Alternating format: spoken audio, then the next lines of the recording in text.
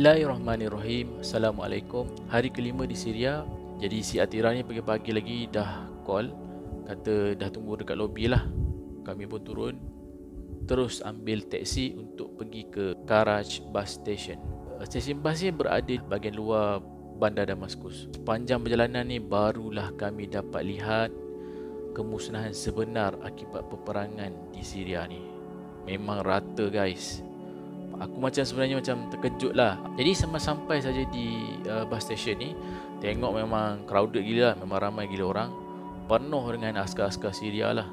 Aku pun tanyalah dekat mana boleh beli tiket untuk pergi ke Aleppo. Agak kalang kabut jugalah pagi tu, sebab aku kena communicate dengan diorang kan, dengan kaunter tu, sebab diorang pun tak berapa fasih bahasa Inggeris. Dan Alhamdulillah kami dapat beli tiket seorang 4,000 lira. Jadi dalam berkurang RM25 lah. Dan askar-askar ni tunggu dekat bus station sebab dia orang akan naik sekali bas ni. Dan askar ni dia tak payah bayar untuk tambang bas, dia naik free je. Kemudian dia akan berhenti di checkpoint yang dia kena bertugas lah. Perjalanan kami dimulakan daripada Damaskus menuju ke Homs. Jadi nak sampai Homs ni kita orang naik highway, memang jalan lurus lah, memang kejap je sampai. Sampai di Homs, ambil orang kejap, berhenti dan sambung jalan balik lah.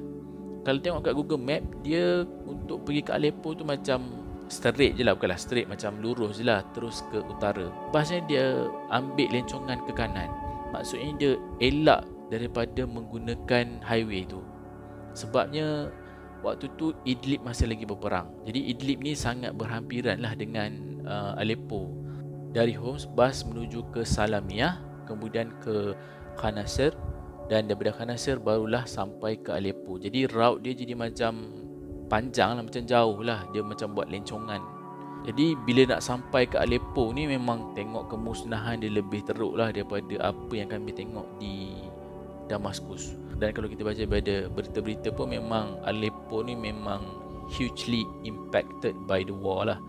Maksudnya dia memang sangat terkesan dengan peperangan yang telah terjadi. Alhamdulillah, akhirnya kami sampai di stesen bas selepas 7 jam di jalanan.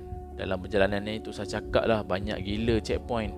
Dalam tak silap aku nak dekat 10 checkpoint. Jadi di setiap checkpoint bas akan berhenti, akan check pasport, akan check semua ID semua orang dalam bas tu. Kami terus naik taksi menuju ke Hotel Al-Bashar. Jadi Hotel Al-Bashar ni harga dia $25 untuk 2 katil lah. Jadi kami pun sebenarnya dah lapar, tak duduk lama dalam bilik, letak barang, terus cari makan apa semualah. Tapi dekat Aleppo ni, dalam bandar dia pun memang rata guys. Bangunan depan hotel tu berlubang-lubang sana sini, hitam. Memang tak usah cakap lah, aku duduk situ pun macam selamat kan. Beli falafel, beli air, jus apa semua, makan. Lepas tu jalanlah kami menuju ke Aleppo Citadel. Jadi nak menuju ke Aleppo Citadel ni, sepanjang perjalanan kiri kanan kau tengok memang semua berkecai babe. Perang tu dah lama kan, macam dah bertahun-tahun, tapi benda tu masih lagi ada. Macam dia orang tak repair benda tu. Aku pun teruskan perjalanan sampai di Masjid Umayyad Aleppo. Jadi di Syria ni ada 2 Masjid Umayyad, satu di Damaskus dan satu di Aleppo. Jadi kami cubalah untuk masuk, sebab masjid tu pun dah rata guys. Macam tengok daripada luar memang hancur lah, tapi ada guard, ada pegawai keselamatan yang jaga kat situ. Aku cakap, boleh tak nak masuk, nak ziarah. Cakap macam tu lah kan. Lepas tu dia cakap, no, tak boleh. Dan kami pun teruslah perjalanan ke Aleppo Citadel. Ianya adalah antara kubu pertahanan yang terbesar dan tertua di dunia. Ia telah digunakan sejak 3,000 tahun sebelum Masihi. Banyaklah kerajaan terdahulu yang telah menggunakan kubu ni, daripada kerajaan A kepada kerajaan B, sehinggalah ke peperangan yang paling mutakhir ni lah. Tentera Syria telah menggunakan Aleppo Citadel ni sebagai diorang punya markas lah waktu perang tu. Kubu ni luas, jadi ada macam banyaklah bilik-bilik, ada tempat mandi lah, dalam tu pun ada kuil lah, apalah kan. Tak lama kemudian Sima dari Couchsurfing datang bersama abang dia Fahad dan juga Isa. Jadi sonoklah dengar dia orang bercerita semua, lebih faham lah pemahaman kami pasal kubu Aleppo ni. Belum keluar daripada kubu ni, aku singgah sekejap lah dekat makam Nabi Khidir yang berada di pintu keluar Mereka kemudian bawa kami ke Sauk yang tak jauh daripada situ. Bazar tu memang dah rata, memang rata teruk guys. Isa cakap dekat sini dia memang letak bom dalam tanah.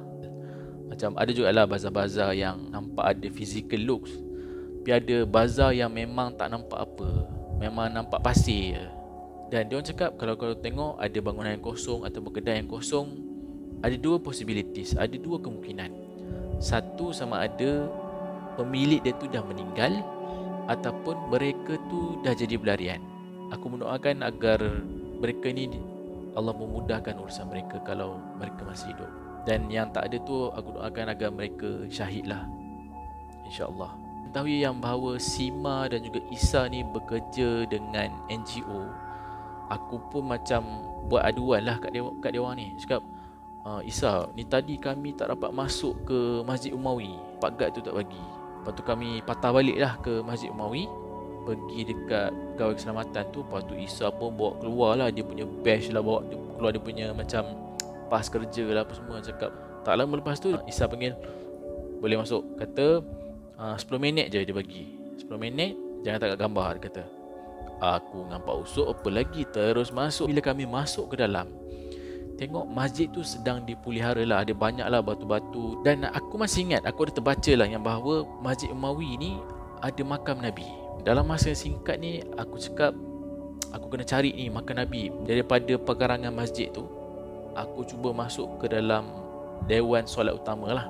Sebenarnya tak ada rupa Dewan Solat Utama pun, dia macam tiang-tiang kosong lah.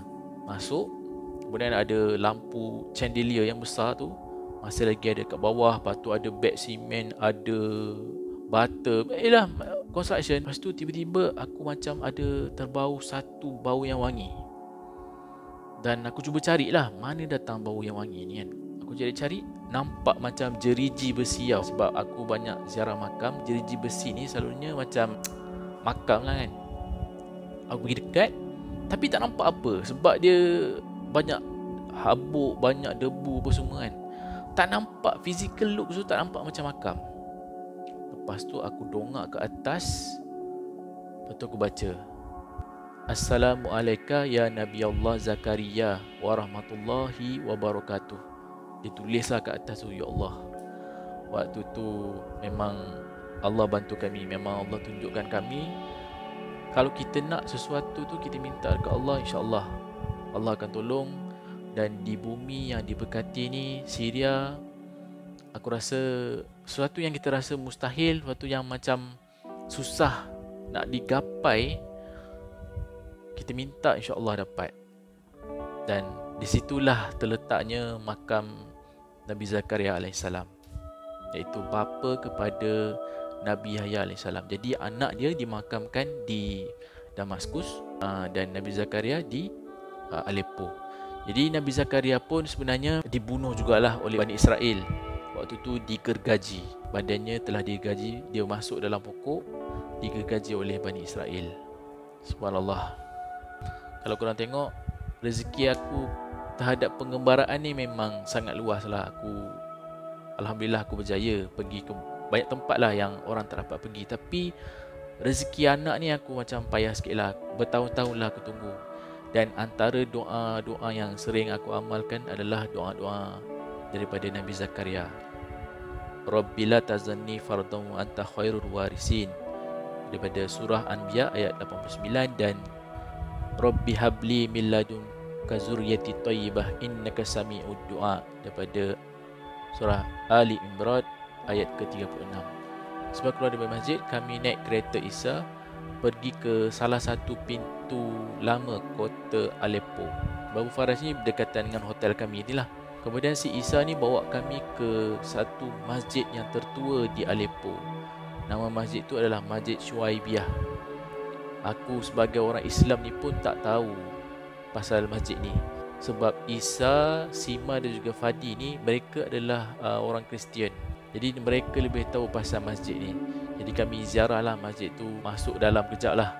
Lepas tu jalan lagi pergi ke Babun Nasr. Jadi ada macam kawasan Sauk jugalah, ada kawasan bazar. Sini pun memang rata guys. Bila fikir balik apa yang Isa cakap sebelum tu, dia kata kalau yang kosong-kosong ni antara dua je. mati ataupun jadi pelarian. Jadi berdekatan dengan tu kami terjumpa macam ada sekumpulan kanak-kanak yang tengah bermain lah. Kami berhenti kejap lah, tagak gambar apa semua. Dia orang macam happy lah, tak pernah tengok kamera apa semua kan. Jadi dia orang seronok lah. Sehinggalah si Atira ni bawa keluar macam kita orang nak sedekah lah kan.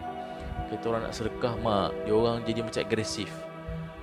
So si Ma cakap, dia kata dia orang ni memang sangat-sangat miskin. Jadi bila nampak duit ataupun dapat duit, dia orang akan cuba berebut sesama dia orang. Benda tu dia kata seeloknya jangan bagi apa-apa dekat dia orang ni. Aku pun itulah dengar apa yang orang lokal ni cakap lah. Dia berikan kita panduan ataupun guidance yang terbaik untuk kita kat situ. Jadi aku akur je lah, aku dengar je apa cakap dia orang ni. Kemudian dah letih jalan pun semua, kami pergi berhenti kejap lah makan aiskrim. Aiskrim tradisional Aleppo. Aiskrim ni special sebab dalam dia ada macam taufufa. Bukanlah taufufa macam kat Malaysia tu, dia macam ada lemak susu. Kalau macam dekat Turki dia panggil kaimak. Kat sini, kat Syria aku tak tahulah dia panggil apa. Tapi memang sedap lah. Terima kasih kerana menonton. Jangan lupa untuk subscribe dan share.